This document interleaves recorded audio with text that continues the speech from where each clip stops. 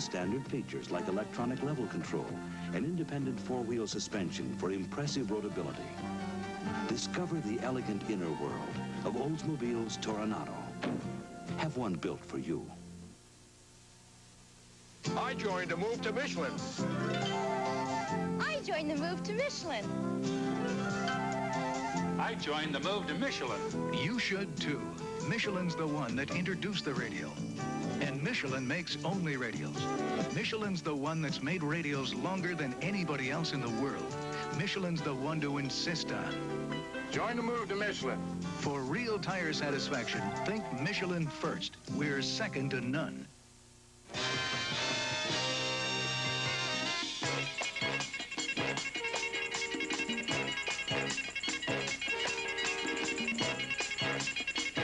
Bob Levy, technical director.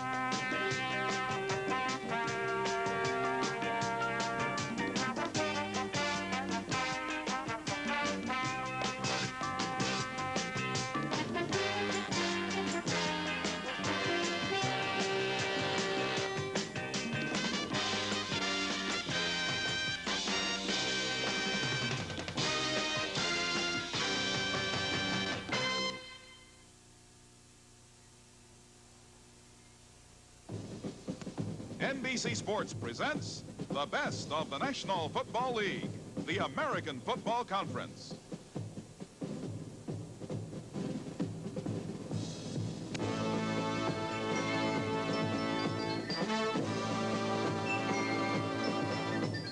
Brought to you by Allstate Insurance Companies. You're in good hands with Allstate. By Schlitz. Beer makes it good. Schlitz makes it great. And by Dodge and your Dodge dealer, who invites you to come in and see why people are saying, hey, that's my Dodge.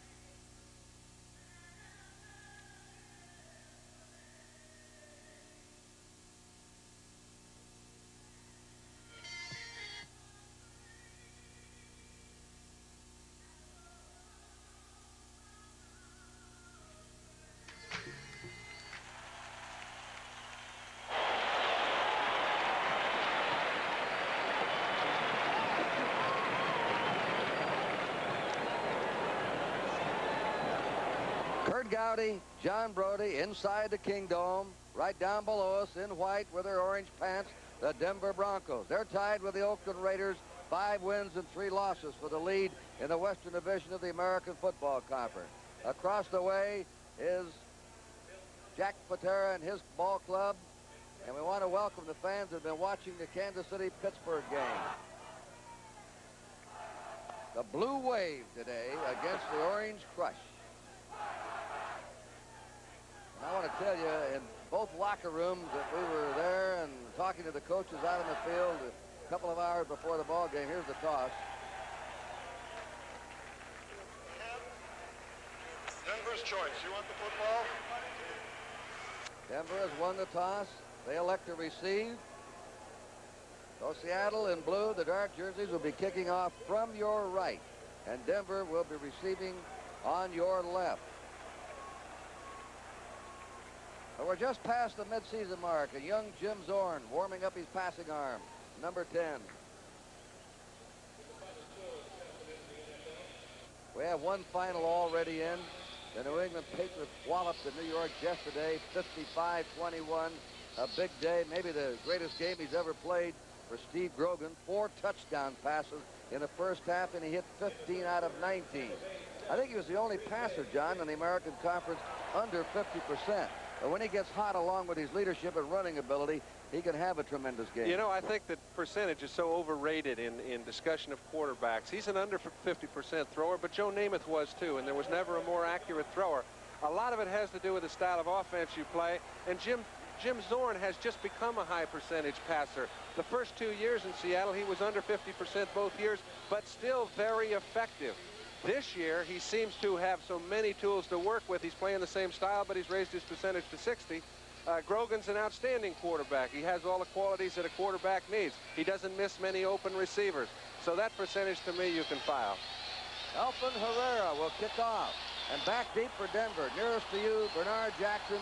And the other man is Perrin, who is a unique stylist in this league in that he kicks off and receives kickoff.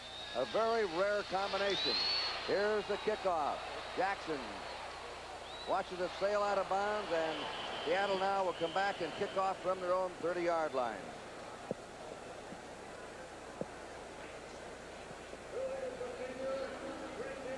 When Denver goes on the offense, they'll have Craig Morton starting at quarterback. Otis Armstrong, number 24, John Keyworth, 32, will be the running backs. And the Broncos will be alternating 6 running backs in the game. The wide receivers will be Jack Dalbin, Haven Moses, Riley Odoms having his best year as a tight, and some changes in the offensive line. Well, you know, you mentioned Riley Odoms having his best year. He had so many good ones early. Now he's raising again to the level of play he once did. Claudie Minor is playing good football for him, but they've made some changes in their offensive 3 in the tight spots. Tom Glassick, Bill Bryan, Bobby Maples are all playing in a little bit foreign spot. We'll get into it more after the kickoff. All right, Herrera now booting from his own 30. And this one is coming deep. It's handled by Perrin on the 2. 15, Perrin to the 20, and he's tripped up and he goes down. And there, the flag dropped on the field. He went down at his own 25-yard line. The first flag. Last week, Denver had 12 penalties called against them when they were against the Baltimore Colts. 11 holding penalties, 3 on their right tackle, Tom Neville. This penalty is going against Denver. And Red Miller is still moaning about all those penalties. Well, sometimes you get into, you know, everyone has habits, and pretty soon a guy gets a couple penalties and somebody says, what's he been doing? Let's take a look. They don't take their eyes off him for 3 or 4 games. It looks like Neville's the effect. Receivers during the return. And that one is against Godwin Turk for holding. So the Broncos are pinned now deep in their own territory. For their first series, they're on their 12-yard line. Moses in motion. Otis Armstrong. Oh, he racked up at a 14. A big hit there by Terry Beeson, number 58, the young middle linebacker. Up front, Ernie Price at left end. Dennis Boyd at left tackle for Seattle. Bill Sandifer, the right tackle. Bill Gregory, the right end. They play a 4-3. The linebackers are Green, Beeson, and a rookie, Keith Butler. Webster, Brown are the cornerbacks. Beeman and Harris are the safety men. And we have limping off here Bill Bryan. And this offensive line, John, is already an injury problem.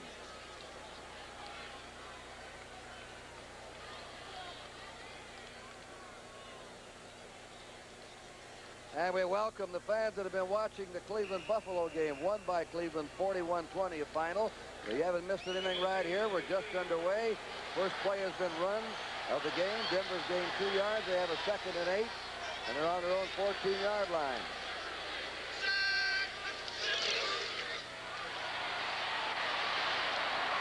And over the 15, coming out, Webster makes the hit on Lonnie Perrin. All right, Glenn Hyde, a new fella in there. They've already had some problems at guards and center. Schindler is out. Howard is out. Now they're playing with Glassick in there. They're playing with Maples. They were playing with Bryan. Now they put Glenn Hyde, who is really a tackle who has to play guard. On that play, he made his move. He hit somebody, got things underway. Sometimes a move like that can be permanent. Double tight end offense. Third down, a yard to go for the Broncos, under 21. He may have it, ramming straight ahead. Inside yardage error by Lonnie Perrin. He's just short of his 25. He's on his 24. Okay, pretty good play up the middle. You can see Denver would like to attack the middle. The 3 fellas right in the gut did a good job, picks up 3. Glenn Hyde has replaced Bryan at right guard. He was the only extra offensive lineman the Broncos had. First down for the Broncos on their 24. Standard throw set. Play action pass. The toss is over the head. There's a flag down. Dolbin is interfered with by Cornell Webster. Webster pushed him in the back from behind as Dolbin was going up for the throw. It looked like Cornell Webster was sitting right in the Denver huddle because he made a move for the ball before the offensive receiver could. Defense, first down. And Dolbin made a good play by getting in front of it, or he'd have picked the ball off. You can see Seattle has to be a little antsy. I mentioned earlier that comfort is the key thing here. Getting used to playing in big games, not big games to you, but big games on the outcome of the conference. And I look for it to be a little unsettling for a while. They're in a slot right formation for the first time. First down, Denver on their own 36. Flags are dropped. You saw that blur motion. The pass is out to Riley Odom. He has it. He steps out of bounds at the 39 or 38-yard line of the Seattle Seahawks. Penalties are coming up. They're going to confer down there at the, this may be going against Seattle. Offside. That's against Bill Sandifer, the right tackle, who was way offside. And now Denver has a first down on the Seattle 39-yard line. The Seattle young defense has been erratic as you look at the standings we gave you earlier. They had an excellent week last week against Oakland, and they started off here very rattled in this game. First down, Denver on the Seattle 39. Moses going in motion. Straight up the middle goes John Keyworth. Keyworth is hit by Sammy Green, the left linebacker. And they stop him at the 30-yard line of the Seahawks. Good play again by Bobby Mabels, getting a chance to play after a long layout. And you don't just walk into the center of the line and do your job. You can see he made a good play on Boyd. He'll out Keyworth to get through, pick up about 8 yards, and they are on the move. Second down, 2. Just short of the Seattle 30. The veteran Morton. Pitch, Otis Armstrong. Armstrong hit by Cornell Webster. Armstrong crossed the 25, has another first down for the Broncos. The Broncos have been getting excellent surge off the ball. You can see they're pulling both guard and tackle. Both Neville and Hyde are coming out, get a good piece of the cornerback, turn up inside, get the linebacker. That's the way running backs pick up yards, getting to the point of attack without anybody hitting them. Now they've got another first down. First down, Denver. They've had 4 in a row. They're on the Seattle 24. Keyworth, the lone setback. Keyworth has the ball. Keyworth hit, struggles forward, and is to the 20-yard line of the Seattle Seahawks. And he was hit there by Terry Beeson, a second-year man out of the University of Kansas. It's hard to over-amplify the importance of Denver having a good drive early. Last week, Seattle absolutely stuffed Oakland. If you let them get off fast again, it might be a real long afternoon for Denver offensively. They know they haven't been moving the ball. It's a very important drive. And that's Bill Bryan, the starting right guard, who is injured. He's been replaced by Glenn Hyde. Second down, 6. Peter Cronin has come into the game, a 4th linebacker, trying to stop this Denver attack. And there goes Lonnie Perrin, who's come in as a running back. Bill Gregory comes over to hit him. Beeson, real fine young linebacker. Some say he's as good from tackle to tackle as there is in the National Football League. He might lack a little bit of range, but he's very tough to run straight ahead at. Denver has the ball at the 17-yard line of Seattle. There are 2 young running backs now. Dave Preston has come in. And with him is Larry Canada. He's a load. He's hard to stop for short yardage. But Morton's going to pass. Incomplete. Trying to hit Dave Preston coming out of the backfield. Morton changed it up. They were running well. And suddenly changed up and missed the 3rd down pass. I have absolutely no criticism of the fact they threw the ball. 3 yards in a short yardage situation is a long way to get. However, he's got good protection. He puts Preston on a little bitty curl, leads him a little too far, runs him right into the linebacker, Beeson. Their drive is dead. Now we'll have Morton holding at the 24. A 34-yard field goal attempt by Jim Turner. He's 5 out of 10. And his kick is up. The kick is good, and Denver's on the scoreboard. Broncos took the ball in the 12, went to the Seattle 17. The drive stalled, and they get their 3 points. Timeout. Denver 3, Seattle nothing. This is the Kmart 672, Kmart's best car battery. Like another leading premium battery, the 672 is calcium lead constructed. Like one other premium battery, it's truly maintenance-free, completely sealed so you never add water. But the 672 has one other feature you'll find only in Kmart automotive products. The 672, Kmart's best battery, is Kmart priced.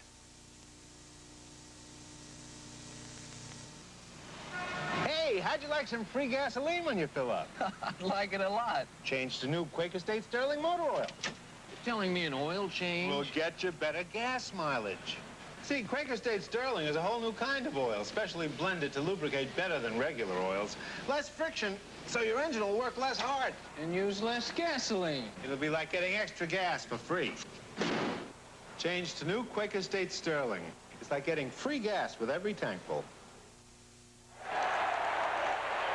San Diego 7, Oakland nothing. First period, a run by Hank Bauer. They're working on the right ankle of Bryan. Is questionable. He'll return to the game at right guard. Well, you know, if Hyde keeps playing the way he has played in the past drive, it's going to be tough to get him out of there. Lonnie Perrin is going to kick off for the Broncos, and deep will be Al Hunter, number 24, and Rufus Crawford, a rookie, number 34. Hunter will be closest to you. Denver, the last couple of games, has averaged over 300 yards a game. And talking to Babe Perilli, their quarterback coach, John, he says their trouble is not moving the ball, but when they get down there, they're not scoring. And a lot of times, even though the quarterback is responsible to score points, Kurt, it isn't his deal. Sometimes you don't find any good plays to capitalize the defensive weakness. You go in little streaks like that. The cycle always changes. You just have to hang through it. Perrin's kick, a good one. Hunter backpedaling, coming out with it. Out to the 20. Third and 30, an excellent run back. He'll be down at his 34-yard line. A 39-yard return by former Notre Dame star Al Hunter. The first offensive play for the Seahawks. It looks like pretty good blocking at the point of attack. However, Hunter dips in, dips outside, gets a good help from his outside wedge man, runs the ball into good field position, and that's where you want to start if you're playing in your first big game. On the 34, Jim Zorn puts him down. He'll have Sherm Smith and Don Testament as his running back. Zorn is a left-hander, and he can scramble. Hard to contain. The pass out. It is complete to the 44. Now that's some kind of catch. I've heard an awful lot about Largent. They say he doesn't have great speed. He's got excellent control of his body. We haven't seen an awful lot of Largent. However, the defensive teams that play against him have seen an awful lot of him for the past 3 years. He's got 35 catches so far this year. He's tied for the lead in the league. And Zorn says he can do about anything you ask him to do. That's good enough for me. A first down for the Seahawks on their own 44. Denver ahead 3-0 first period. A little mixed up there. Sherman Smith started one way and saw, hey, there's nothing there. Changed direction, and he's brought down by Barney Chavis, number 79, the end of the Denver Broncos. There's the line. It's a very young offensive line and doing well. Well, John Yarno, in Howard Mudd, the offensive line coach's opinion, is the best young center in football. He's really kind of coordinated with a bunch of young kids, a couple old veterans in Bebout and Newton, and they've been doing an excellent job. Rizzo's out. Maroney's in for the Denver Broncos. Zorn, Smith, 50-yard line. Sherm Smith tackled on the Denver 48. Smith, first 2 years, leading ball carrier. He's missed 4.5 games this year with a shoulder injury, but he can go. He was a quarterback at Miami of Ohio, and listen to his record as a quarterback. 33 wins, 1 loss, and 1 tie in his collegiate career. They drafted him, projected him as a wide receiver, John. Now they made him into a strict running back. I don't think they've made him into one. He was one when he came out. He just played the position of quarterback. He has the ability to get things done, and we'll talk about him after the next play. Seattle's on Denver 48. 3rd down and 2 yards to go. 3 wide receivers in. Rabels come in. And Zorn is going to throw for it. He runs. He can run. He has a 1st down. He's brought down on the 44. He loves. That wasn't a quarterback draw. He just came out of the pocket. He loves to run the quarterback draw play, too. Well, everybody loves to run any play that's wide open. And what the Seahawk offense has implemented is different ways for Jim Zorn to get out of the pocket, get up through the defensive line rush, do a lot of things, sprint outs, fake draw plays. They find a way to utilize the talents that Zorn has, and he has a lot of talent. He wasn't even drafted. We talk about all these computers. Yeah, a lot of great ones weren't drafted. Yeah, all these great scouts. And he is becoming maybe the best young quarterback in the league. Zorn is going deep. Deep. He's got him. Touchdown. Sam McCullum for the score. Sam McCullum wide open. Well, it's one thing to throw for a touchdown early in a big game, but when you beat the best cornerback in football by most people's viewpoint in Louis Wright, you are beating something that's pretty rare. That time Zorn had good protection from his offensive line. He's looking over to his left. He's looking to his left. He's getting the free safety out of the hole. When he throws the ball, he's got McCullum down the field. Over the top of Louis Wright, you can see trying to catch up. He knows he's had his act eaten up. The score is about to be tied. Louis Wright is so good. A lot of teams don't even throw in his direction. And Zorn just threw over him. Here's the point by Herrera. It's good. And Seattle comes right back. And each team has scored on its first series. Timeout in the Kingdome with a score. Seattle 7 and Denver 3. 40 years ago, these four-wheel drive Dodge trucks helped America do a really tough job. This year, the Dodge four-wheel drive Power Wagons will do more tough jobs than ever. With standard full-time four-wheel drive that costs extra on Ford and Chevy. And the W150 has the lowest price of any short wheelbase four-wheel drive pickup built in America. Dodge Power Wagons, doing America's toughest jobs for more than 40 years. Dodge is into trucking, like America's into jeans. Hey, that's my Dodge. Protecting your car radiator against freezing up when it's freezing outside, that's the mark of Xerex. Xerex Antifreeze. Protecting your radiator against boiling over when it's boiling outside. That's the mark of Xerex. Protecting your radiator against rust no matter what it's doing outside. That's the mark of Xerex. Three-way protection all year long. That's the mark of Xerex. The game-breaking plays, the hottest new craze, all pros in action, the latest in fashion, straight-talking views and late-breaking news. The pregame show that has it all, NFL 78. NBC Sports. Jim Zorn just hit his 8th touchdown pass of the season. He's up on the phone now to the offensive coordinator, and here is Herrera to kick off. Bernard Jackson and Lonnie Perrin are the kickoff return specialist for the Broncos. It's a high kick. They should get coverage on this one. Jackson fields it on the 9. To the 20. 25. And he's met there at the, let's see where they're going to mark his forward progress.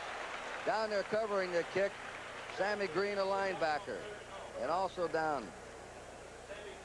Kurt, Jim Zorn just threw a touchdown pass, puts him ahead 7-3. But look at why. You know, when people are saying, hey, we got Tony Dorsett in Dallas, who were those idiots up there in the Pacific Northwest to let him get out of their grasp? Guys like John Yarno. Well, Tom Lynch and Steve August, 2 first-string linemen, were part of that trade. They've got 2 more to go with them. They feel very good about it. Play action pass. Morton on first down. Oh, nearly intercepted. Cornell Webster flashed across, timed it perfectly, couldn't quite grab it. Pass intended for Haven Moser. Do you get the feeling that Denver thinks they can pick on the left side of the Seahawks defense? It is obvious they feel that way. They're trying, but they haven't been too effective throwing the ball yet. Now Canada comes in at fullback. Rob Lytle is the other running back. Keith Thompson, a rookie from Memphis State. And Peter Cronin comes in. They're in a defense against the pass. 2nd and 10 for the Broncos on their 25.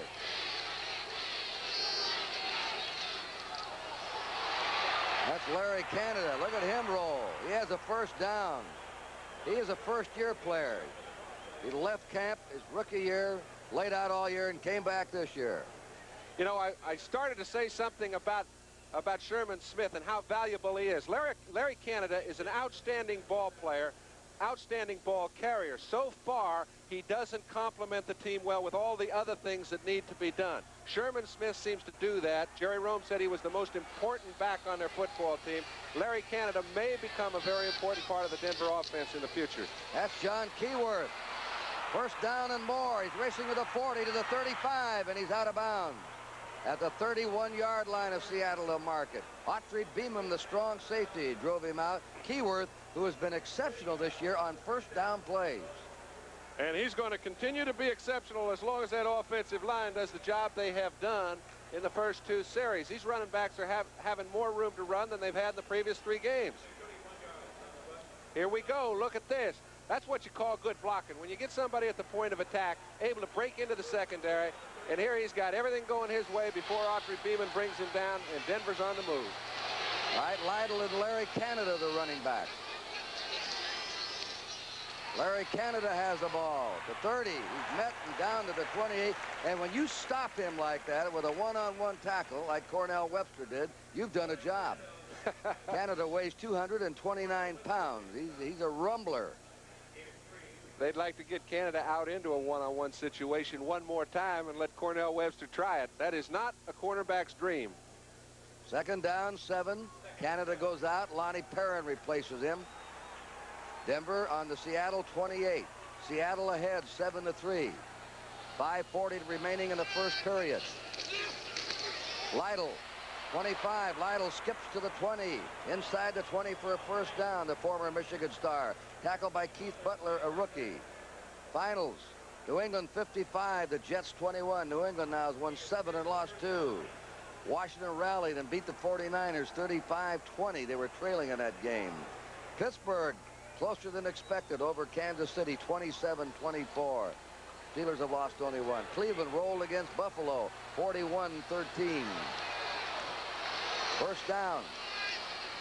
The Broncos on the Seahawks, 18. That's Larry Canada. You hate to be redundant, Kurt. However, the offensive line for Denver, particularly the guards in the center, are moving people out of the middle. It allows their backs to cut back. It gives them a chance to find holes. Second drive in a row, they're moving at will. What they're doing with these backs, they're sending plays in. The Cardinals win their first one. They upset the Eagles 16-10. Bud Wilkinson's first victory as a professional coach. And here Cincinnati not only won a game, but scored some touchdowns. Everybody's getting off the schneid today. 13, right. Lytle on the sweep. Lytle to the 10 and goes to the 8-yard line. And he'll have another first down. You know, a guy like Glenn Hyde getting his first chance to play. Watch him pull, number 65. Here comes Perrin in to try and cut off the pursuit. He can't really find a way to do it. However, Hyde's out, kicks the cornerback out. Lytle cuts underneath, picks up a few yards, enough for a first down, and they've got everybody hustling on the offensive line for Denver today. Now they're really moving on the ground. They're ripping Seattle apart. They had a long drive that was stalled. They kicked the field goal. And the Seahawks came right back, 66 yards, a 44-yard pass from Zorn to McCullum. And now Denver's back knocking on the gate. Keyworth and Lytle, the setback. Keyworth, flag down. Keyworth plunges to the 2-yard line. And we have a flag drop. And it's got to be against Denver. It looked like somebody in the interior line, one of the middle 3, just jumped the gun a touch. And a touch is too much. Illegal procedure against the Broncos. This will move the ball back to the Seattle 13 and make it first down and 13 to go for a touchdown. Giants 17, New Orleans 7 in the third quarter. We saw Detroit last week, 21-17 over the Bears in the fourth quarter. Lions looked excellent last week. Still moving the ball. They hadn't moved it up until last Sunday. Tampa Bay, 7-6, a tight one there in the fourth period. Illegal procedure. You know, Kurt, the center. First down. that it's ironic, but the last 6 victories for both expansion teams have been on the same days. I know it. Every time Tampa Bay has won or lost, Seattle has done the same thing. Gets a little scary. They're hoping Tampa Bay wins today, the Seattle fans, because their team usually follows a pattern. That's Lonnie Perrin. Perrin is taken at the 7-yard line on a knifing tackle by Keith Butler, the rookie, the right linebacker. And it was a knifing tackle, a saving tackle. It seems like all the offensive linemen for Denver are getting on somebody and making some movement. And when you do that, your offensive backs are just crying for the ball in there. They don't see many holes like this. He chose to go left, could have gone right. We could see just as big a hole that way.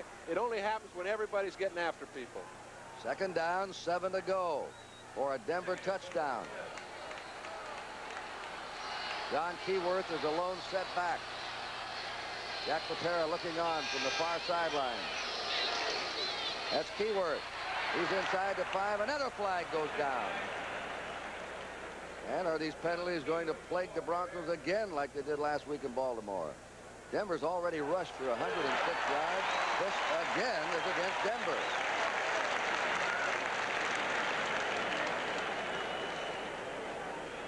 Say, in a continuation from last week, if they moved the ball this well last week, and they did mention that they have been moving the ball pretty well, this is the 9th holding penalty against their offensive team. Well, holding penalties are something unto their own because they almost stop your drive 100% of the time. You've got to come up with a 20-yard play, and there aren't many of those around. Now they're set back to the Seattle 17. Holding, number 62. Repeat, 2nd down.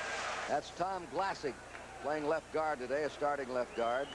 2nd down, 17 to go for a Denver touchdown. Peter Cronin, a reserve linebacker. Keith Thompson, a 5th secondary back, on the field.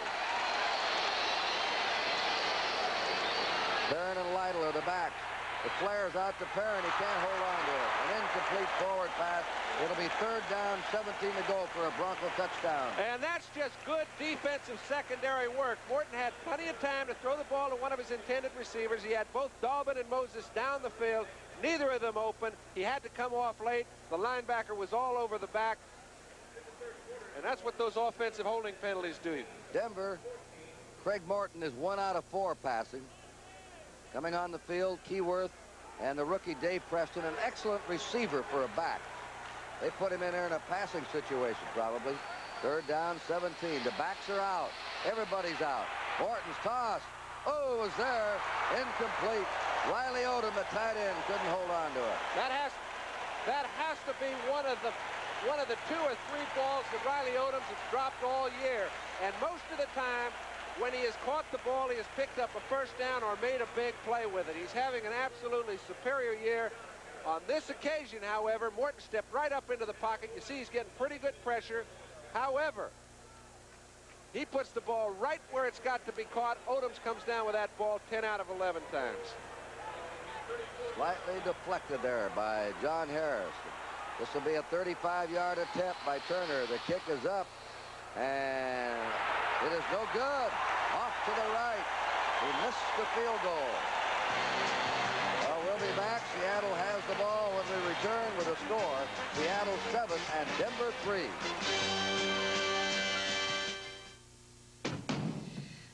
I love our new house, but I wish we could get a break on the insurance. You can get a break with Allstate. Our new house discount cuts 10% off. Honey? It's okay. 10% off? 10% off our base homeowner's premium. Ooh. Your home is 5 years old or less. Yeah. Then you qualify for our new house discount. Now, that's a real break. No, just a bruise. You're in good hands with Allstate. And that's a promise from us, the good hands people. From South Carolina to North Dakota, they know what makes a state fair a great fair. Beer makes it good. There's just one Schlitz. There's no debate. Nothing else comes near. Beer makes it good. When you're out of Schlitz, Schlitz makes it great. You're out of beer. 11 million times a day, America reaches for a Schlitz. Every drop chill lagered for quality since 1849. Schlitz makes it like no other good. Schlitz makes it great. Christy McNichol, as a young Jewish girl, risks all to help a fleeing Nazi POW. I love you, Anton. Summer of My German Soldier, Monday.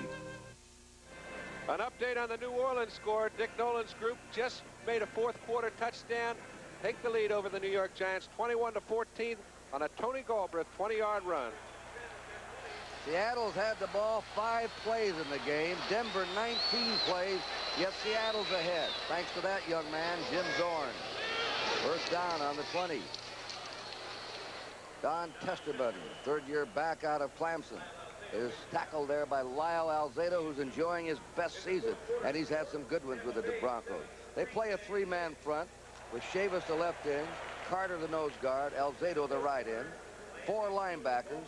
They've all been nagged with injuries this year. Swenson, Rizzo, Radishar, Tom Jackson. Cornerbacks, Wright and Foley, Thompson and Jackson are the safety. Second down and 8. Seattle under 22.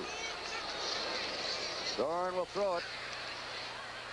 Now he's getting outside, wings it, and throws it in the ground in front of Sherm Smith.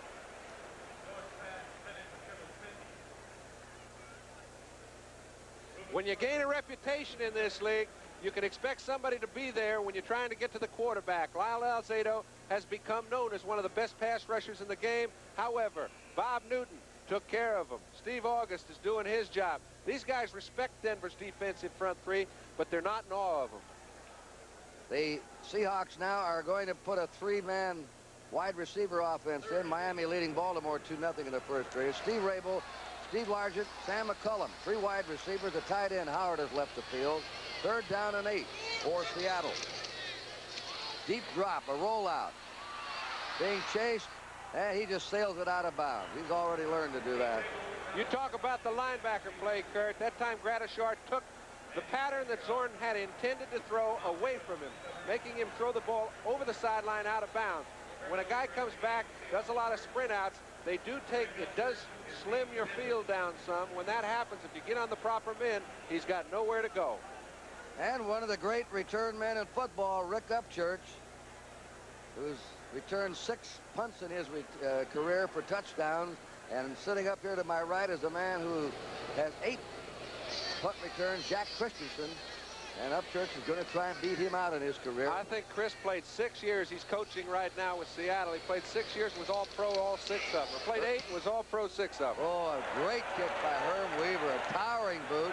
Upchurch on his 27. Back to the 30. Flag is down. And he's over the 45 and down to the 47-yard line. But we had a flag dropped on the punt return. Herman Weaver really hoisted that one up. A punt of 51 yards and a return of 10. They're conferring. This is a clipping call, and the Broncos are hurting themselves with penalties here in the first period. So while the Broncos regroup for this series, we're going to take a timeout along NBC to tell you the score is Seattle 7 and Denver 3.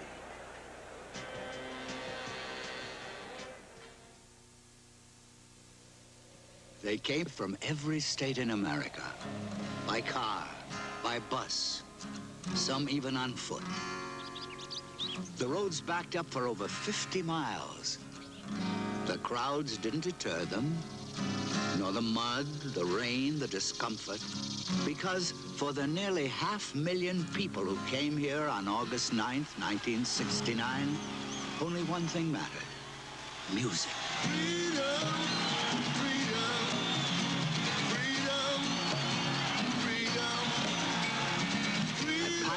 We understand how much music means to people. So we design our high-fidelity components not to add anything nor take anything away, but to recreate all the excitement of a live performance.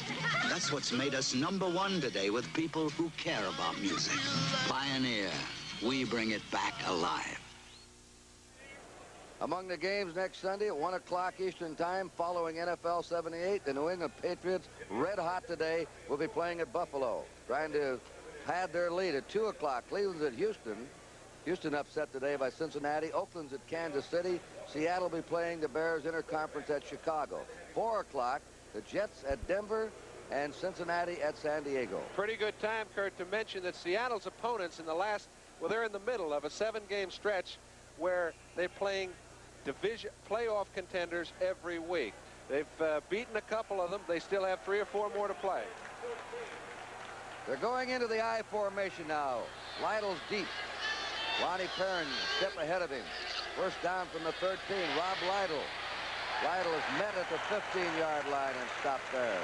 And Bill Sandifer, the right tackle, 66, made that stop. Coming up with John Harris, the free safety, number 44. Otis Armstrong returns to the Denver backfield. Second down, 8, Denver. Take a look at the methodical way that Seattle has put together their defensive front four. They get Bill Gregory from Dallas. They get Ernie Price from Detroit. They needed 2 good defensive ends. Bill Sandifer, a San Francisco 49er reject. You know, they love their group. And Dennis Boyd's been doing a great job in his second year. Second down, 8. There's the pass to Dalvin at the 15. Dalvin, oh, he fumbles. Seattle has it. And little flare-up down there. Jack Harris, number 44, got into it. An official tries to break that up and goes down with him. Number 27 is Ozzie Beeman.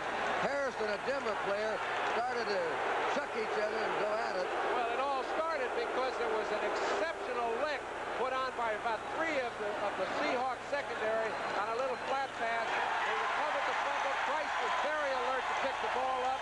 They get a turnover. Very big turnaround early in the game, so big for Seattle. There's the left end, Ernie Price. Ernie Price recovered it. Here we go, out to Dalvin, little hitch pass, trying to get his lineman in front of him. However, he outruns any help that he was looking for. As he does, Beeman gets him. Cornell Webster gets him. They all hit him. Somebody gets the ball with his helmet. The ball goes loose, and the Seahawks grab it. There's Harris, number 44. He's going at it. That ball does draw a little bit of attention. So Seattle, the first turnover, charged to Denver. There's Price, who recovered the fumble, number 62. And the Seahawks now have the ball in the Denver 16. Time remaining in the first period, just 40 seconds. This is Dalvin. He was really rammed there by 3 of the Blue Wave. First down. Let's see how Zorn strikes against them now. They're on the Denver 16.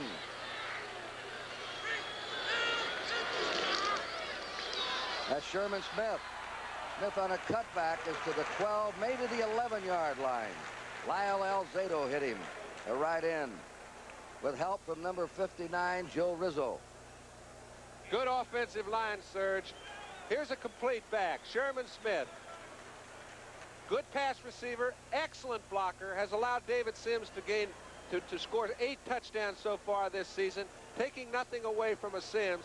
A Sherman Smith is an invaluable asset to a good offense. We had one in San Francisco and John David Crow, and you need one to make your offense work. Second down, 6 to go on the 12 of Denver. Seattle in possession. They send Testament that time, Don Testament. He plows his way inside the 10 to the Denver 7 or 8 yard line. Denver is 3rd in the National Football League in allowing the fewest points, and the gun barks at the end of the first period. The expansion, Seattle Seahawks 7 and the Denver Broncos 3. We'll be back for the second quarter after these messages from your local station. There's a Gnome-mobile leaving immediately. There he is. Take an outrageous ride in the Gnome-mobile tonight. Then, the story of America continues on Centennial. You come to fight, huh? No, to establish a fort. Dear God, thank you for this life. The Gnome-mobile, then Centennial tonight, starting at 7, 6 Central and Mountain.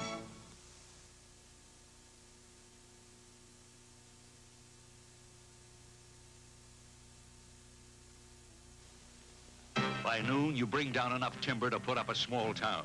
You got one tool, a chainsaw, and it's your bread and butter. On the bar, it says Homelight, but out here, it's the Chainsaw King. And right now, you can buy the King, the Homelight XL, at a king-size savings. Or choose one of 4 other Homelights and get this rugged carry case free. From Homelight, the Chainsaw King. You'll find your new Homelight at Sky Nursery in Seattle.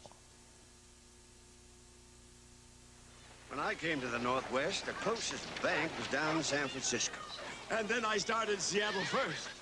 The first bank to bring you 24-hour banking at 104 locations and a way to transfer money between checking and savings by phone. And now they're using these gadgets so you don't have to wait in line so long. Just goes to show, one good idea leads to another. For something new in banking, look for it first at Seattle First. You're watching KING TV, Seattle. His receiver, Nat Moore, good for 33 yards. Red Miller will watch his team defend now a 3rd and 2 situation. Seattle on the Denver 8. Kurt Gowdy and John Brody as we open the second period here in Seattle. He's hit hard, Smith, and on second effort, he squirmed another yard or two. He'll be close to the first down, Sherm Smith. I think it's definitely a first down unless they blew the whistle before he made that last surge. And that's what you call good offensive line play. They're playing the group that's respected to be the best defensive front wall in football.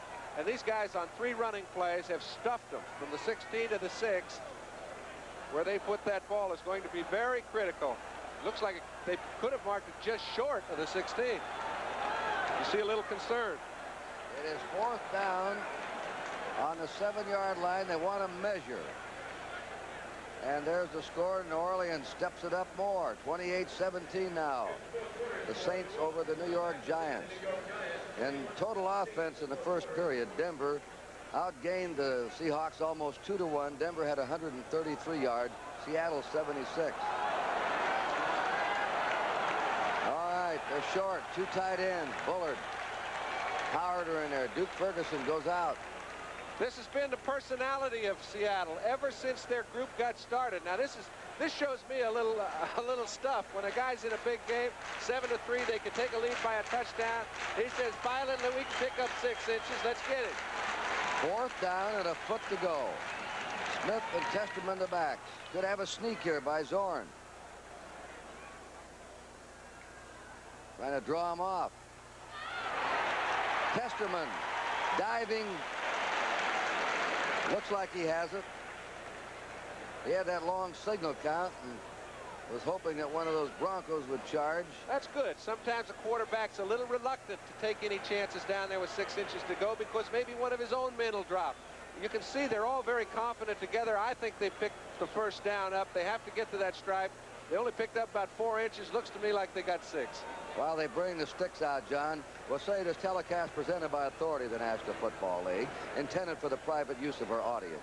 Any rebroadcast or other use of this telecast without the express written consent of the Seattle Seahawks and the National Football League is prohibited. They just got the first down. That's all you need. That's right.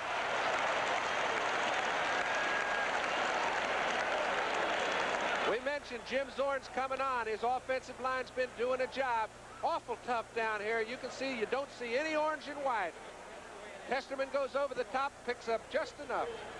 1st and 6 to go for a Seattle touchdown. The Seahawks are ahead 7-3 early in the second quarter. Now time called. This infant franchise, you don't think they can put points on the board? Look at that. This is 1977 and 78, and they're tied for 4th with the most touchdowns in the National Football League. You know what's impressive? They're playing against teams with better defenses than they have, and they're still doing it. Sherm Smith crawls almost to the 4-yard line. Tackled by Bob Swenson, the left outside linebacker. Here you go. A back loves a situation where he can get to the line of scrimmage. Nobody's got that solid contact on him that he can't squiggle and wiggle a little bit. Perfect display of it. 2nd down, 4 to go for a Seattle touchdown. Largent's in the game now. Had a double tight end, Steve Largent's. He's just set outside the left end. And a pass. He's rushed. Incomplete. They had a big rush on him. Coming on, 51 and 63. That was John Grant. And 51 is the outside linebacker that they sent in as a blitzing linebacker, Bob Swenson. Well, nobody even touched 2 of those orange and white fellas. And very few quarterbacks in the league are nifty enough to find a space in that end zone to get rid of the ball and keep from having to take about a 7-yard loss. Steve Rabel brought a play in from the bench. He's a wide receiver. Now they go into the regular pro set. Larson is flipped to the left. McCullum to the right. Dorn will run it, and he's in for a touchdown. That's the play he loves. The delay, the quarterback draw. He starts back, and then with the quarterback draw goes forward. He has now scored 6 touchdowns rushing this year. I mean, this is great. A lot of quarterbacks say they like it, but not too many are as good at it as he is. That time, Denver plugged up the hole he's used to running through. He had to go off to the right side. Everything looked kind of spooky. He found a way to get 5 yards, and they've got to lead 13-3. This fella's an opportunist, Zorn. Herrera's kick was Zorn holding. The kick is good. And the young Seahawks are now out in front, 14-3.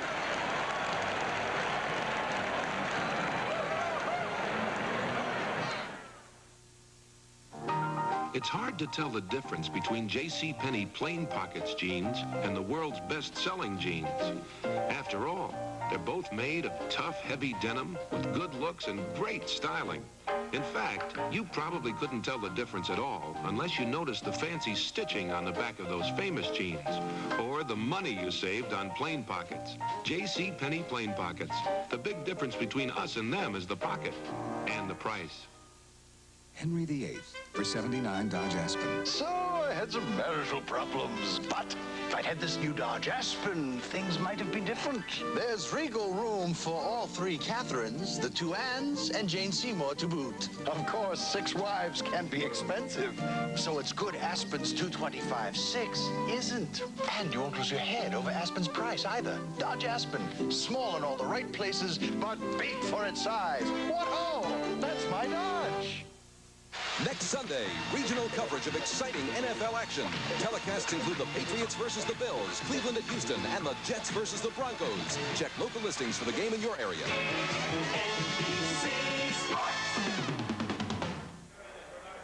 Crushed the Bronx.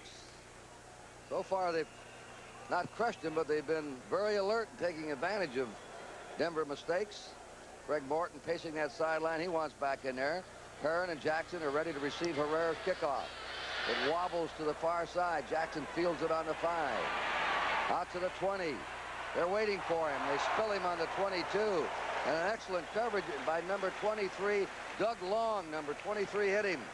Another thing that the Seahawks seem to do, they don't let anybody out of the Northwest if they think he can play football. This kid went to Whitworth College over in Spokane, Washington. And he's come along as a free agent, made their club, been an integral part of their whole team. And it seems to be the makeup of this group up here. All right, the Broncos trailing 14-3 with Armstrong and Keyworth as the setback. Niehaus has gone in to the Seattle line. And they send Keyworth up the middle on first down again. Most of his best running plays come on first down. This is the kind of football game I like to watch, Kurt. You see a lot of offense. I guess if you've played offense all your life, you root for the people running the football. And I think we're going to have a very exciting day before this afternoon's over. An 8-yard gain by Keyworth, 2nd and 2. Coming up, halftime, NFL 78. Lytle has checked into the Denver backfield. Keyworth has gained 50 yards already on just 4 carries. Quite an average in the first half. Handoff to Perrin. Perrin with a first down as he spins his way over his 35. They'll spot it at the Denver 38. They're working on Dolvin. I wonder how many fingers he sees. He was a man racked up, fumbled the ball after receiving a pass. The turnover on the 16-yard line paved the way for the 2nd Seattle touchdown. The Broncos under 38 with a first down. 14-3, Seattle ahead. 11:45 remaining in the half. Otis Armstrong just tripped up there by number 53, Keith Butler, the rookie of Memphis State, the right linebacker. And Otis might have gone somewhere, John. Well, it looked to me, you know, they're getting such good blocking from their backs, and everybody seems to be moving the football aggressively on the Denver offense, and I think that's been their problem. It's like they're neither pillar nor post. They haven't thrown the ball very well, and they haven't been running it as effectively as those people look like they should. Seattle's 27th in the league, next to last for most yards allowed per play. Orton hit from behind. That's the first sack, and Bill Gregory got him, number 77.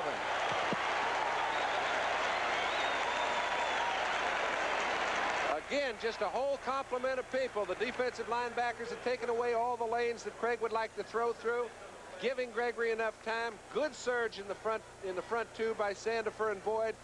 That allows Gregory to get around behind without allowing Morton to step up too far. The whole group. Sheer strength. He just out-muscled that blocker and got around him. Bill Gregory played his college ball at Wisconsin. 3rd down and 12. Denver on their 36. Rick up Churches to the left. Red wide. Here comes Moses in motion. The pitch goes to Armstrong. Slips and falls. They pounce on him at the 35. He loses a yard. And nothing is going right for Denver right now. They have a 4th and 13. Tampa Bay, Green Bay defeated Tampa Bay. That should be bad news for Seattle. Every time Tampa Bay's won or lost, on the same day, Seattle's done the same thing. Well, there's no indication of it yet. There's a big one down at Oakland. San Diego 7, Oakland 6 in the second quarter. Staber just passed to Casper. 12 yards for a touchdown. All right, Bucky Dilts, who's averaged 37 yards a boot. Rufus Crawford to receive the kick. He might get a return on this. Takes it over 33, 35. Upended at the 38-yard line. Seattle's ball, first down. We'll be back here in the Kingdome right after this message. From El Paso to Cheyenne, the West was wild once, and sometimes it still is. Beer makes it good. Beer's just one Schlitz. There's no debate. Nothing else comes near. Beer makes it good. When you're out of Schlitz, Schlitz makes it great. You're out of beer. 11 million times a day, America reaches for a Schlitz. Every drop chill lagered for quality. Since 1849, Schlitz makes it like no other good. Schlitz makes it great. Energy for a strong America. Excuse me, Mr. Johnson. Yeah? Do you know you're one of America's most valuable energy sources? I am? That insulation you're installing isn't only going to save you a lot of money. Yeah? It's going to help our country save energy. So? So thank you. You're welcome. By saving energy, you're helping hold down foreign imports, while companies like Exxon develop other energy sources like coal, nuclear fuel, and solar power. Energy for a strong America. David Cassidy, man undercover, young enough to be a kid, tough enough to be a cop.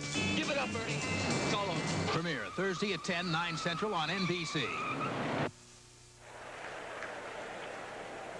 There's the score, 14-3 Seattle. Denver scored first in a field goal. Zorn threw a pass 44 yards to McCullum. Zorn scored on a 4-yard dash up the middle.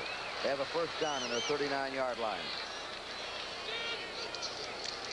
He'll toss it right down the middle, dropped by Largent. You won't see him do that much from the University of Tulsa.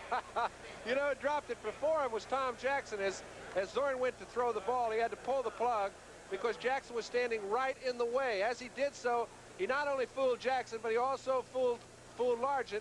And it's like a knuckleball being thrown to a catcher. The ball isn't coming as fast as you expect it, and it kind of gets you discombobulated. Miami now is out in front 16-6 of Baltimore in the second period. Bob Greasy has passed another one, 63 yards to Durio Harris. Second down 10. Seattle from their 39. Chesterman goes in motion. Smith to the 41-yard line. I see a flag dropped on the far sideline. Bob Swenson made that hit for the Denver Broncos. And let's see what this penalty is about. Denver, I think John coming into this game, offside against Denver, had one more takeover than turnover. Well, you know, I think it's the most imposing statistic in the whole Denver football team. The reason I say that is their offense has been criticized over the past year for not moving the ball. Well, they didn't move it that much last year, but their defensive team just dominated the other team's offense, and they counted on it. Number 66 defense, Second down. And they said, okay, you guys get us a break. When you get us on the other side of the 50, we'll take it in. Well, they haven't really recovered that many breaks this year. As a result, their offenses had to move the ball on drives, which they weren't able to do last year and haven't been able to do too effectively this year. So I think it's the defense that has to get with it again. And the Lions have won their second in a row. They beat the Bears today, and the Bears continue their losing streak. Sherman Smith trying to battle for that first down. Tackled by Randy Gradishar, who averages about 14 tackles a game. Just outstanding. Okay, what fun. We mentioned they've got an outstanding young offensive line. Nick Beeboat, pretty good at the point of attack. He and Tom Lynch get Sherman Smith started. When you do that, a good back will pick up some yardage for you. They're on the 48-yard line of Seattle. They have a third down and a half-yard to go. And they're going to run it out of the eye. 87 may have moved. Ron Howard, the tight end. Flags drop once more. Smith on the carry. Denver has their second string unit in there, Paul Smith. That's a mistake, Kurt, that is almost inexcusable if you're a coach. You say, hey, wait a minute, the ball's not even coming your way. It's going away from you. You're not even in the play. All you have to do is get the count. Big plays like that can hurt you. We pause briefly for station identification. This is the NBC Television Network. You're watching Channel 5, KING TV, Seattle. I'm sure that's the man that moved, the tight end, Howard, who, by the way, was a basketball player at the University of Seattle, never played college football, picked up by the Cowboys as a free agent. They love to pick up those ex-basketball players. I don't blame them. Those Cornell Green, how about him? Cornell Green. We're here in the Kingdome in Seattle with a score 14-3 in favor of the Seahawks. 9 minutes remaining in the first half. Denver scored first. Seahawks have come back with 2 consecutive touchdowns. And they're arguing this one over now. Illegal motion. Offensive right tackle, 76, declined. Fourth down. All right, that's on me. I'm chopping up Howard, and it's on August. Well, I had Howard too. It's on August, the right tackle. They declined it as Smith was stopped short of a first down. That took some heavy thinking on the Broncos. And in the punt now is Herman Weaver, who got off of beauties last time. There's Rick Upchurch, who's averaged 13 yards of punt return in his career.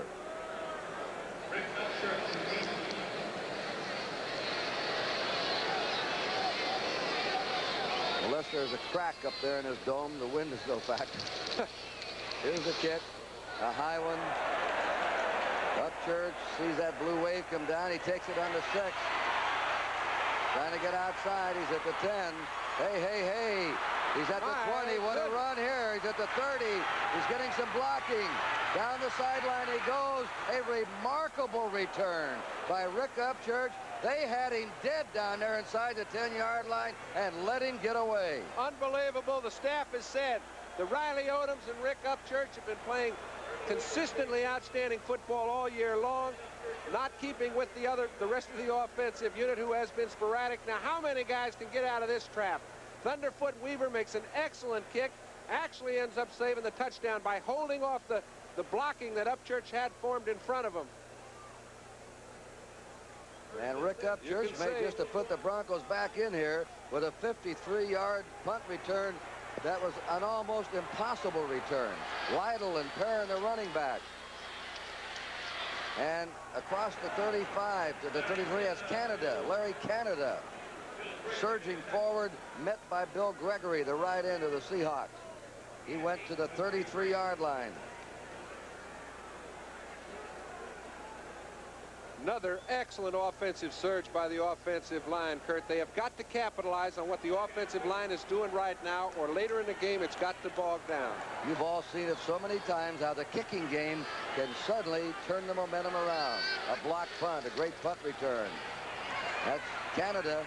Canada dropped, but I believe he has a first down at the 30-yard line of Seattle. Sammy Green hit him hard there. We mentioned Glenn Hyde's playing guard for for the first time in quite a while. He gets out in front of Canada. It's a decision right now. Do you keep going, get on Sammy Green, number 56, or do you cut up inside? He decided to cut up inside, and Sam got the ball carrier. If Upchurch doesn't get injured and keeps going, he'll go down as one of the best punt returners in the history of the National Football League, and you just saw the reason why. He's got to be there already, didn't he? Statistic. First down, Broncos on the Seattle 30. Morton wings it wide open. Moses, he hangs on to it, and a first down at the 16-yard line of Seattle. Sammy Green, a linebacker, had to cover the wide receiver and brought him down. And Sammy Green, he was on a definite collision course. This is the thing, a guy that's been around as long as Haven Moses, he knows the contact is coming. When he caught the ball, he had to take a little shot inside to avoid real solid contact. He did so, felt it, made a very effective play out of it. First down, Denver. Seattle 16. The Broncos need this one. Upchurch is into the wide receiver. Jack Dolvin was injured earlier. Otis Armstrong on the reverse, trying to cut back. Makes his cut and is spilled at the 12-yard line by Cornell Webster. Armstrong had the option to hit to the sideline or cut back in. He saw a little more opening inside when he made his cut. And he made more yardage than I thought he would on that play. One of the least effective running plays that Denver has run, and it still picked up 3.5 yards. There's Dolvin. He's not well. He's not well. He's been shaken up and not back in there. Azedo, we received report, has a groin pull but may return. Second down, 6 for the Broncos. 12-yard line of Seattle. Larry Canada stopped at the 10.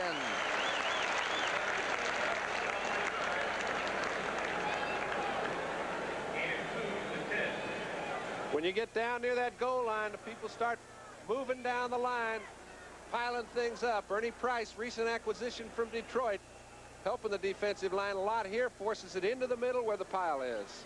Third down for Denver. 6 minutes to remaining in the first half. And Morton doesn't want 3. He wants to come out of here with 7. Well, 3 doesn't get him. Ahead, 14-3. 3 doesn't put him in very good stead. McShane, Cronin, 2 extra linebackers. Simpson, a rookie secondary backer in there. 3rd and 4. On the 10-yard line of Seattle. Armstrong hit hard by Peter Cronin, the Boston College second-year linebacker, and he had marvelous penetration and was right on him. You bet. He could never have made the play had the other linebacker on the other side not forced the issue real swiftly. Let's take a look. You can see 59 coming into the play. He allowed Cronin to dart behind the action and pull down Armstrong. Well, the Broncos want to come out of here with something, and they're going to have a field goal attempt. Morton is holding the 21 to 31-yard attempt by Jim Turner. He's back to the high-top shoes. You'll notice. Fake. Morton will throw. It's to Turner. They've got him. That's the play that scored a touchdown against Oakland last year in Oakland, but Seattle was waiting for this one. Well, listen, they're picking on a guy that's pretty bright. Autry Beeman was waiting for Jim Turner. When he did so, you can see the ruckus taking place because they thought Beeman was a little bit over-enthusiastic when he stopped Turner. However, what it was just real heads-up defense on the Seattle side. And we haven't seen Denver as effective doing the tricky little things that they were very opportunistic doing last year. Here's Turner coming out in his high tops. He's no match for any defensive back when he sees the play. Beeman wasn't fooled, and they've got the ball. And he waltzed in against Oakland. We'll be back right after this. From the folks who are #1 in vans and wagons come the 1979s, like Dodge Maxi Wagon, the roomiest wagon you can buy. Like Sportsman Wagon, the wagon you can turn into a home away from home. Like Street Van, the van that's as fun as it is tough. Like some of the most maneuverable, versatile, best-selling vans in America. Is it any wonder when you ask about vans, you hear about Dodge? Dodge is into trucking, like America's into Jeep. Hey, that's my side. This fresh egg is going to help us sell this brand new Free Flex shoe from Freeman. Watch.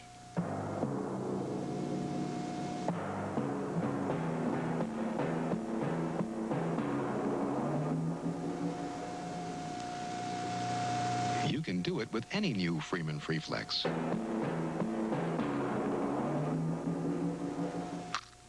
See Freeman shoes at fine stores everywhere. The game-breaking plays, the hottest new craze, all pros in action, the latest in fashion, straight-talking views and late-breaking news, the pregame show that has it all, NFL 78.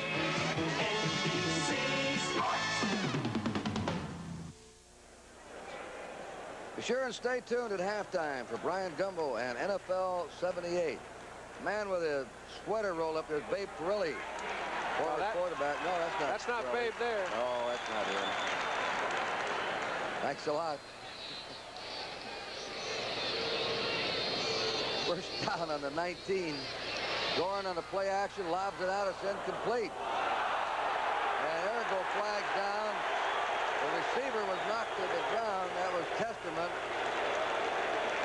The wrong team is making the uncalled for play. We talked early in the ball game and said very simply that it's going to be a big game for Seattle, but how are they going to react when this is a big game concerning their standings? Well, they've reacted with real cool. They've done the things effectively that they've tried to do. They've played good defense. They've been opportunistic. The frustrated group right now looks like the other side. The defending American Conference champs, the Denver Broncos. And they'll walk off 15 yards on this one for a personal foul.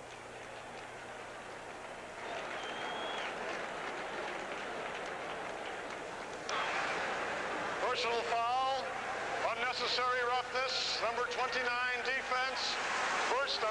Bernard Jackson hit him. You see Testman's not even in the play. Look at that hit. First down, Seattle on the 34-yard line of the Seahawks. Time 4:18 in the first half. There's Jackson. Seattle ahead 14-3. Zorn again to throw.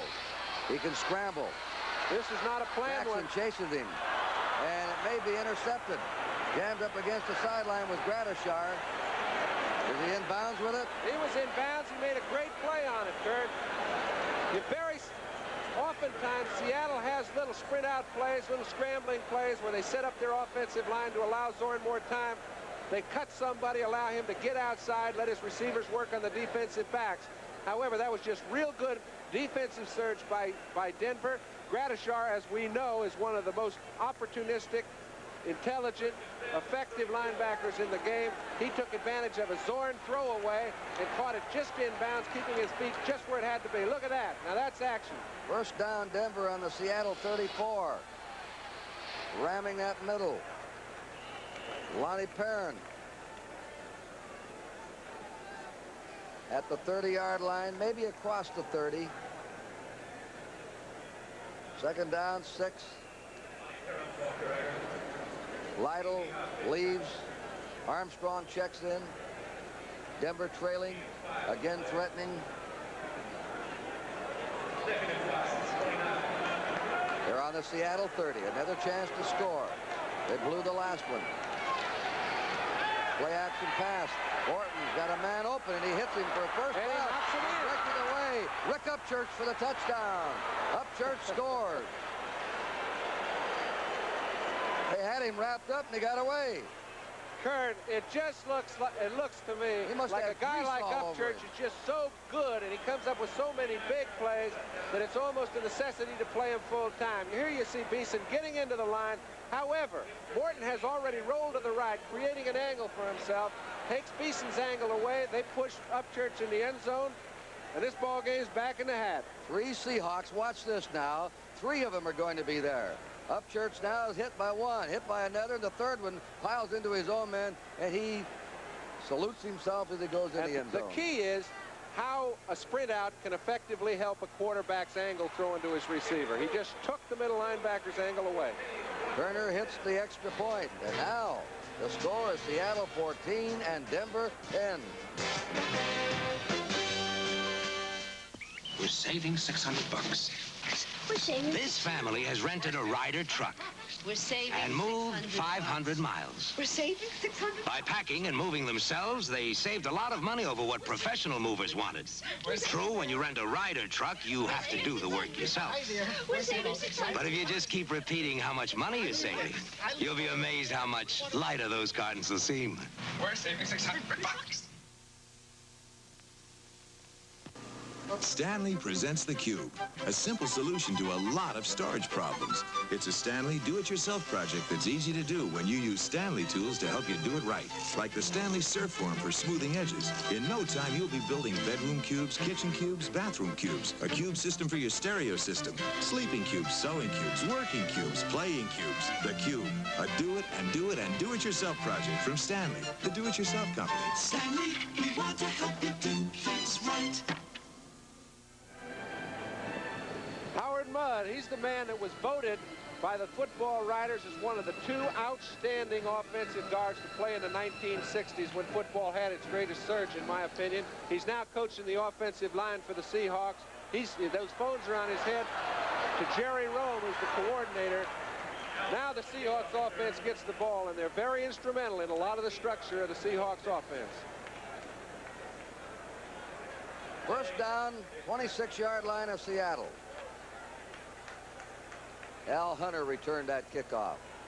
Each team has had 1 turnover, and each team has taken advantage of the turnover and scored. Denver fumbled on the 16 of Seattle. They took it in. The intercepted pass by Gradishar in the 34 Seattle, and in 2 plays, Denver scores. Dorn has 1 setback. That's Sherman Smith. And he's out of there for 6 or 7 yards to the 32-yard line. John Yarno again did a fine job going up that middle. He's only playing against probably the best middleman in the game in Reuben Carter. Second down, 4. Testerman has checked into the lineup. Art Kuhn has come in, replacing Lynch. Kuhn from UCLA. They're making some changes. And Nick Bebout has gone out. Second down, 4.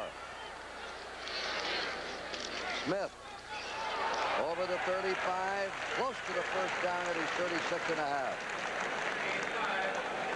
We mentioned John Yarno, the center. The centers get very little attention, but they're the ones that are often most responsible for a back to become outstanding.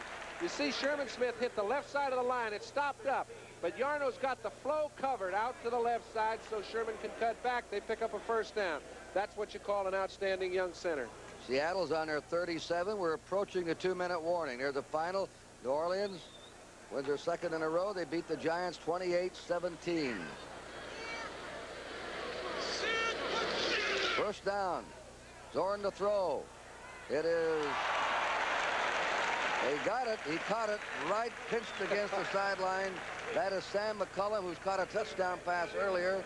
And he caught that ball in his own 44. 2-minute warning flashed here in the Kingdome in Seattle. We'll be back with a score. Seattle 14, Denver 10. Welcome to our people-pleasing places. Meet our people-pleasing faces. Holiday Inn hotels are #1 in the world with people-pleasing standards. Everything's perfect. And the most popular locations at resorts throughout the world, right where you can do the things you want to do. Wherever you go in this whole big traveling world. We want to make you comfortable. Holiday Inn is #1 in people pleasing. It's a big, shiny machine. Dodge makes it. One of 28 pickup truck models for 1979, including roomy club cabs.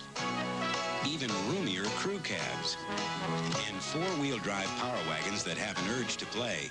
Dodge makes pickups that help build houses and carry houses. And sometimes Dodge makes the day.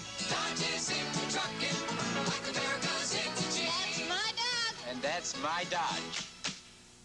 Next Sunday, regional coverage of exciting NFL action. Telecasts include the Patriots versus the Bills, Cleveland at Houston, and the Jets versus the Broncos. Check local listings for the game in your area.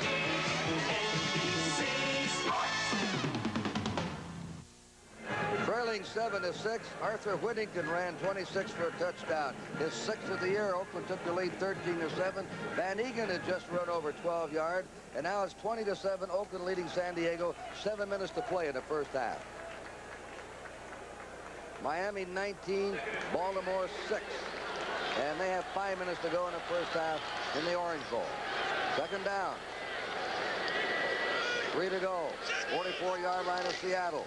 Testerman, the first down. He's to the 48-yard line. Brought down by the nose guard, Reuben Carter. First down after a gain of 4. There's John Yarno having a little fun. Boy, when the offensive line is playing a game like they're playing against a guy like Reuben Carter, he doesn't allow Carter to make any penetration. This allows Sherman Smith to pick up the first. On a first down, Zorn will toss it. Now he runs, he throws in the run, he completes it to Testerman. Testerman may have a first down. Randy Gradishar made the hit. I thought he might pick up the extra 4 on his knees. He went down on one knee, got up, picked up a first. They have a flag down.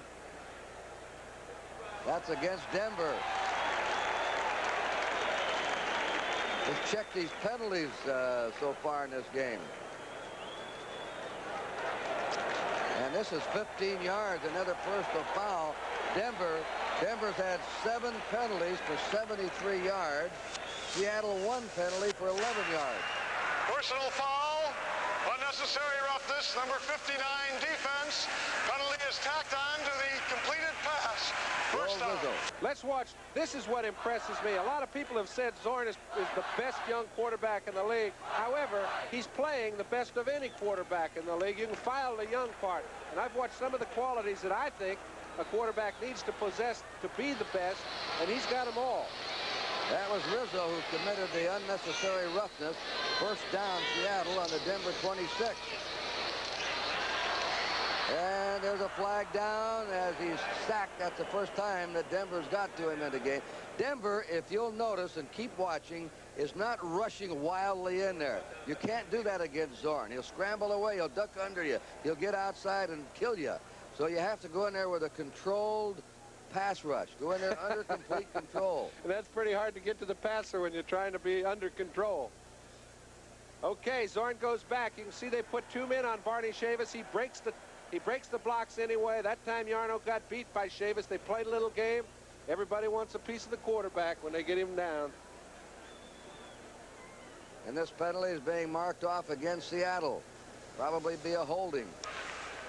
Holding. Number 63, offense. Repeat first down. Nick Bebout, I hate to say it, from the University of Wyoming, held.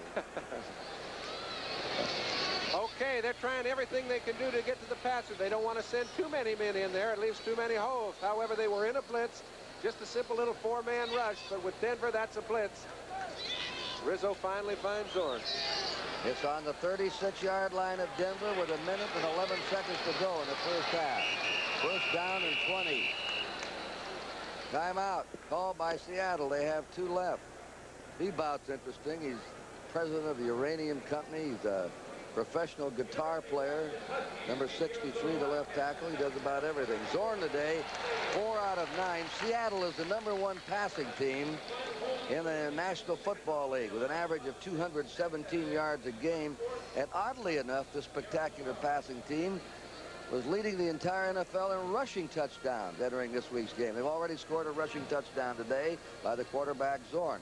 Their 17th rushing touchdown. And a lot of them look like they're designed as pass plays, but they've run 4 or 5 as draw plays. A guy like Zorn's going to always score a lot of touchdowns, and I think the mark of a good quarterback is a guy that can get his team to score touchdowns. How they get him in there is irrelevant. One of those human stories, John. Zorn used to be the ball boy at the Denver training camp when they used to have their summer training. He was from Cal Poly. Nobody drafted him. Just one of those amazing stories. The Cowboys liked him. He was their last cut. Then he went to the Rams. They didn't hang on to him. Seattle luckily picked him up. Probably been good for the National Football League that it's worked out this way. They all liked him, but not well enough. Oh, look at that. Look at that. Number 88, Ryan Peets, a rookie of Pacific, They go ahead and complete the fake. Peach charged offside about 5 yards.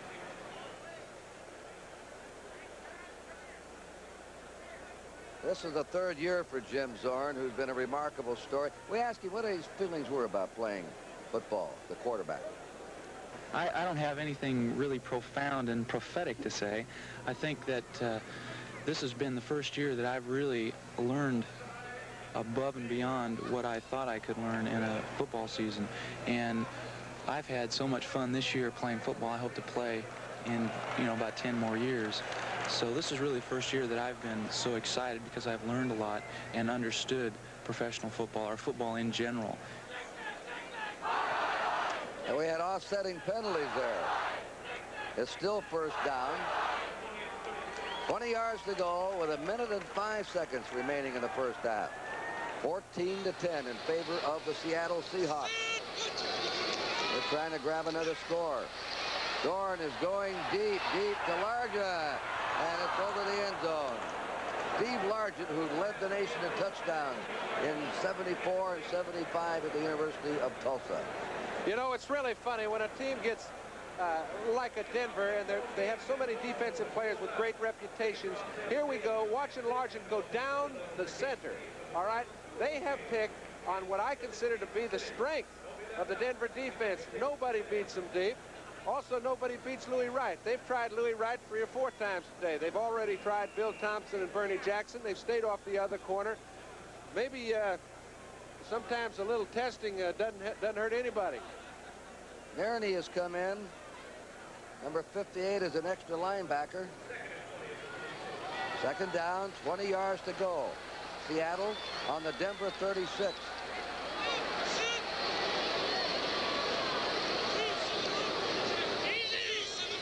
.58 seconds remaining in this half. Time, he has it. Incomplete pass. Sherman Smith had it, popped out, trying to dive, grab for it, couldn't get it. It must have been a correct call, because 3 officials were in perfect position to call the play, all waved nothing at the same time. Now we're down to 52 seconds in the half. 3rd and 20. There's the score. They need to get about let's say about 11 yards to be in a position to kick a field goal. I'd say that Herrera's range is about 46, and they need about 11 to get him in that position. Sam McCullum, number 84, brought into play from the Seattle bench. 3rd down, 20.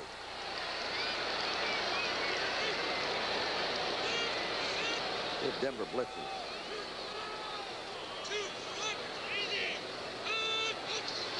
No, they're laying back, covering deep. The pass out, incomplete. Largent trying to go up. Difficult catch, had a chance, couldn't hold on to it. They tried to pick it up. Zorn went back, had enough time to survey the whole field. As you can really see it pretty well. Here, Ted Nathanson and George Finkel, the director and producer, give you a shot that allows you to see just exactly what it looks like, not to a quarterback, but from up here. When you have that little dial, you say, who's open? Well, the only man that was even close to being open was Largent, and Zorn picked him out. They're going to try a field goal of 52 yards. Herrera's longest this year has been 45. I think they're going to punt the ball. He did. And he didn't get a very good punt off. Sliced it. He shanked it off to the right.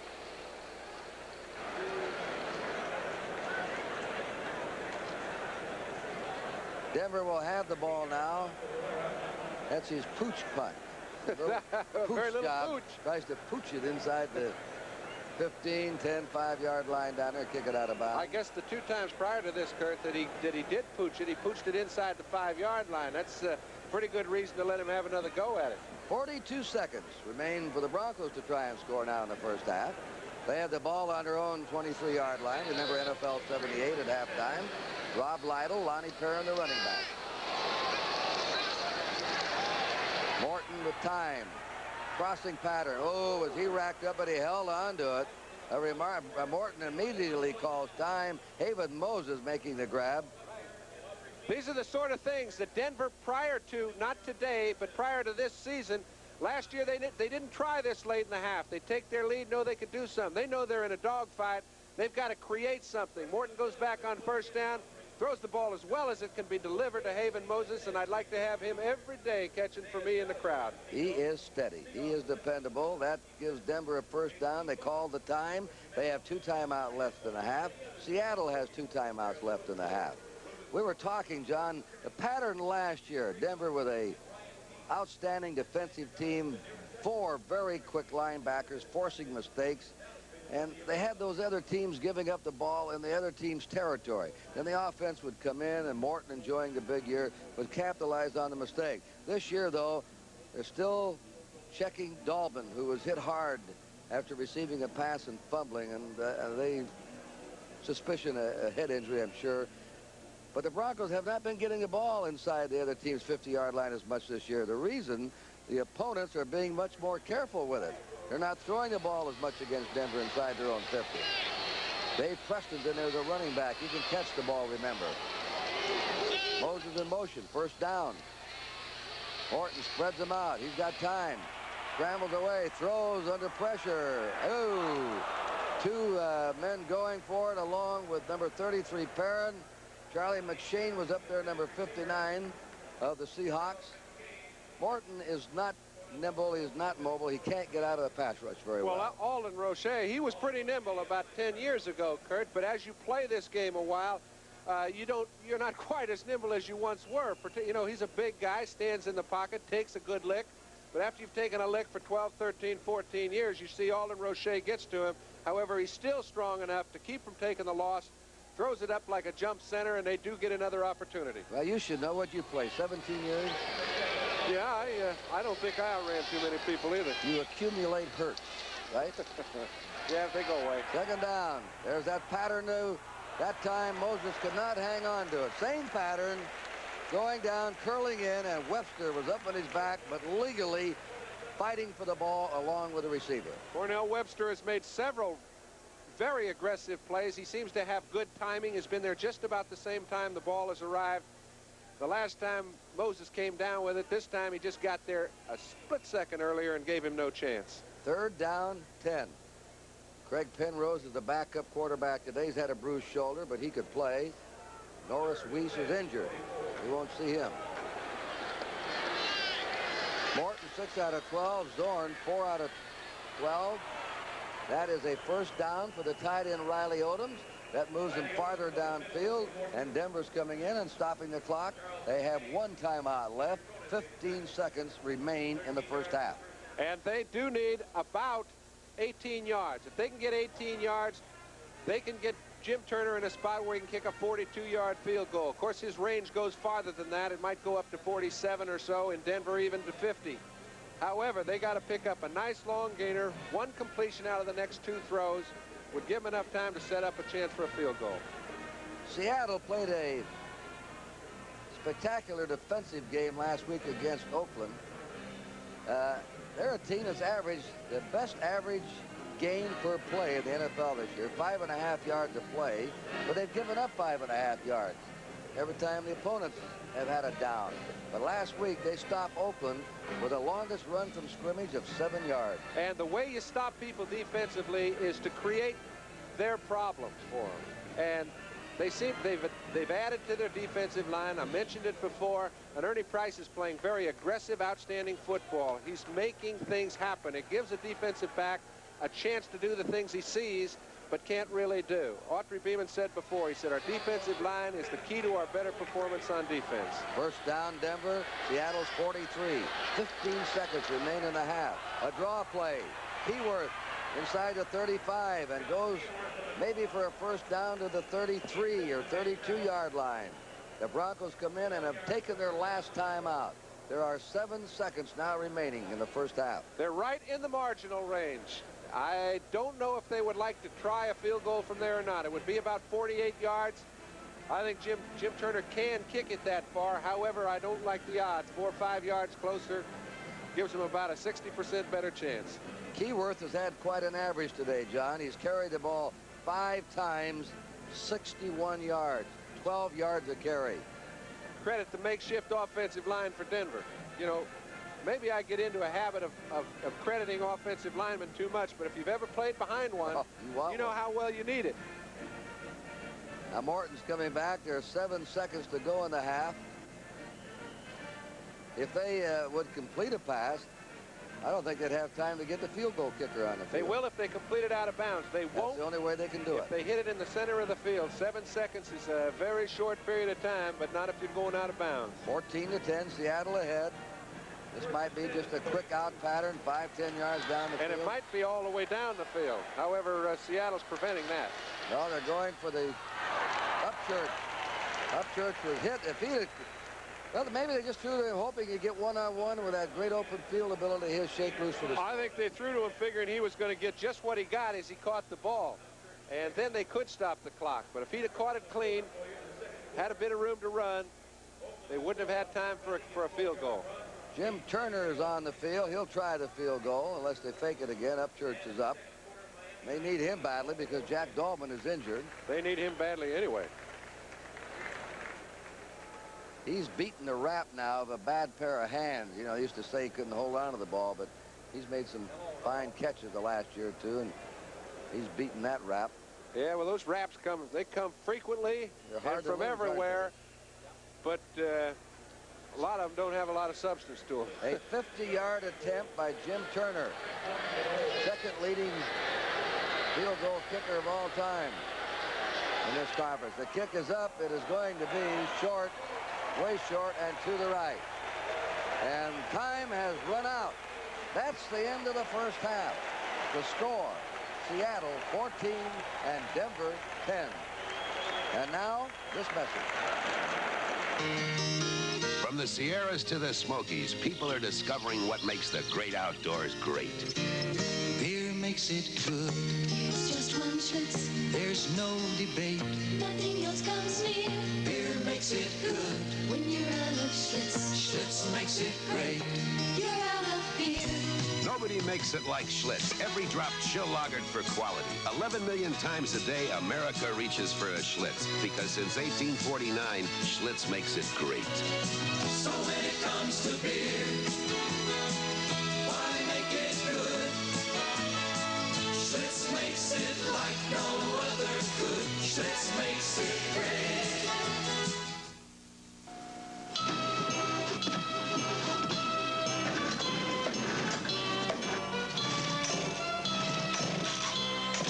If your engine isn't starting on cue, put in a fresh set of Champion spark plugs at least once a year. Champion and your engine can make beautiful music together.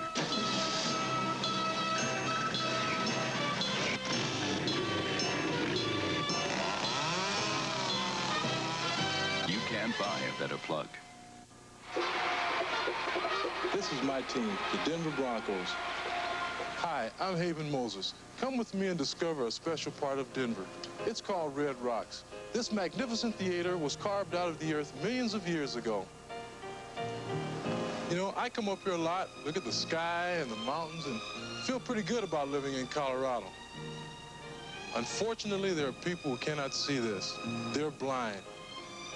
But the people in Denver help them reach out and touch these mountains through the Red Cross Braille Center. Here, people learn to see with their hands. Blind children enjoy their own special coloring books. Adults read maps and plan trips. These people are an inspiration. They may never see the mountains, but they've got the confidence to conquer them.